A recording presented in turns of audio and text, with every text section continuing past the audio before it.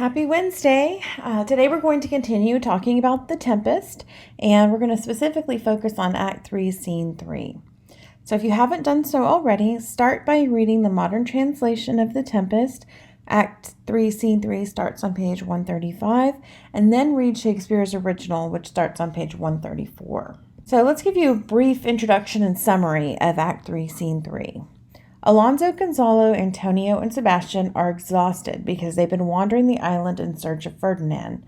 Alonso finally accepts that Ferdinand is dead.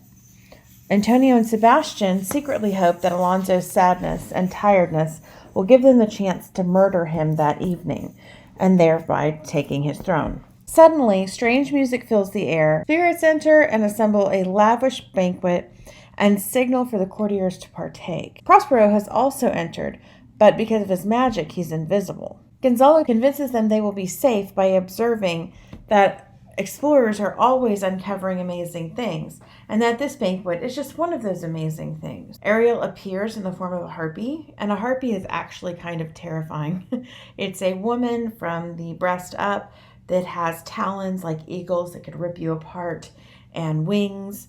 And usually when they open their mouth, it's screaming and have sharp teeth. It's usually considered a harbinger of death. And Ariel, as the harpy, condemns Alonso, Antonio, and Sebastian for overthrowing and exiling Prospero and Miranda and setting them out to sea. He says that the Tempest was nature's tool for exacting revenge on Alonso because it took Ferdinand. Alonso is bitter with remorse for the overthrow of Prospero, which he believes has caused the drowning of his son. So he buys into what Ariel says completely. Antonio and Sebastian declare that they will fight this new enemy and also run off, but in pursuit of spirits. Act 3 of all of Shakespeare's 5-act plays is the climax. The climax is the turning point, and a lot has changed in this act. For example, Prospero is pleased with his plot to have Miranda and Ferdinand fall in love, and he thinks everything is going well. He's also got Ariel working his magic in front of other people for him. Caliban, Stefano, and Trinculo have devised a plan to kill Prospero and take over the island and force Miranda to marry Stefano.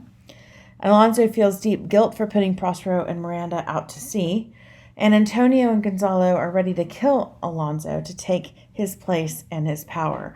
So all of these things have kind of come to a head, which is what happens in a climax. So your discussion board for today and tomorrow really focuses on the climax.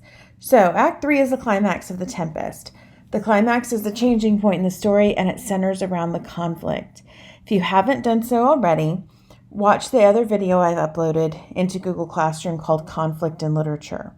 Choose one or two of the conflicts you see in The Tempest and discuss how those conflicts are shown as coming to a head in Act 3.